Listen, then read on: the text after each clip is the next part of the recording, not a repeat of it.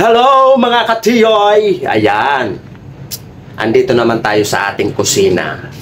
At ito lang yung ating uulamin mga katiyoy friend. Bumili ako ng CDO na pork tocino. Tsaka meron din tayong pork sausage. Masarap ito mga katiyoy friend.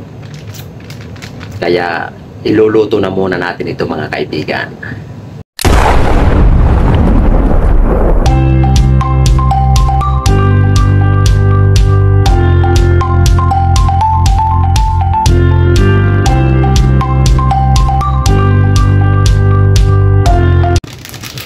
Ayan mga katiyoy friend, oh. Pork sausage. Ayan. 8 piraso ang laman niyan mga kaibigan. Dahil naka-sale siya. Ayan, iluluto na natin yan mga kaibigan. Siyempre magpakulo tayo ng tubig sa ating kawali. Ayan. So antayin lang natin yan na maluto mga kaibigan. Pakuluan lang natin yan hanggang sa mag-dry at hanggang sa maluto yung ating pork sausage. Ayan, kukunti na lang yung ating sabaw mga katiyoy friend. Pero luto na po yan. Aantayin lang natin na maubos yung ating sabaw at ipapray natin yan sa sarili niyang mantika mga katiyoy friend. Abangan natin mamaya pagkaubos ng sabaw. So ayan mga kaibigan, no, dry na siya. So kailangan ganyan-ganyanin lang natin yan para pantay yung kanyang pagka-brown. Ayan. So hindi na po natin yan linagyan ng mantika. Lulutuin lang natin yan sa sarili niyang mantika mga katiyoy friend. Tsaka ito pong pork sausage mga kaibigan, hindi po ito matamis.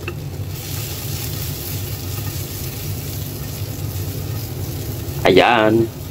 Sumasabay din yung ating camera mga katiyoy friend. O diba? Yun.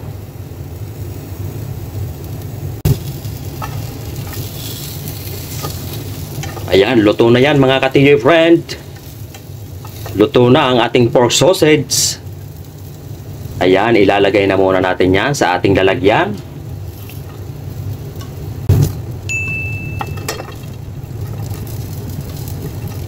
Yan. Sunod ay susunod natin yung ating pork tocino.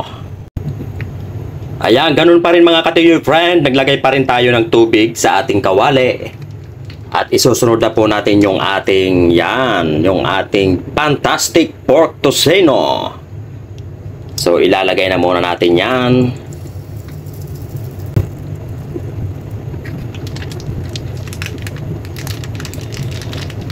Ayan. Ito ay matamis-tamis mga katiyoy friend. So hayaan lang natin yan na kumulo hanggang sa matuyuan ng tubig at ipiprito natin yan sa sarili niyang mantika. Ganun pa rin. Parehas nung kanina mga katiyoy friend sa ating pork sausage. Ayan, antayin lang natin yan na kumulo.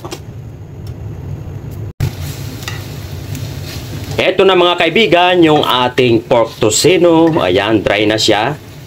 So ayan, hayaan lang natin yan. Ipapry lang natin yan sa sarili niyang mantika mga kaibigan.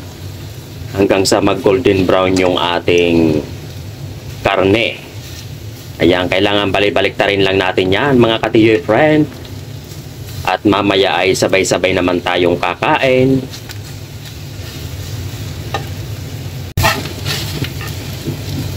Ayan, luto na yan mga kaibigan. Ilalagay na natin yan sa ating lalagyan. Yan, no? Wow. Mapaparami na naman ang kain natin ito, mga katiyoy friend. Eto na, nakaready na ang ating ulam. Wow! Ayan, ang ating pork sausage at ang ating pork tocino. Kain na po tayo, mga kaibigan. Thanks for watching.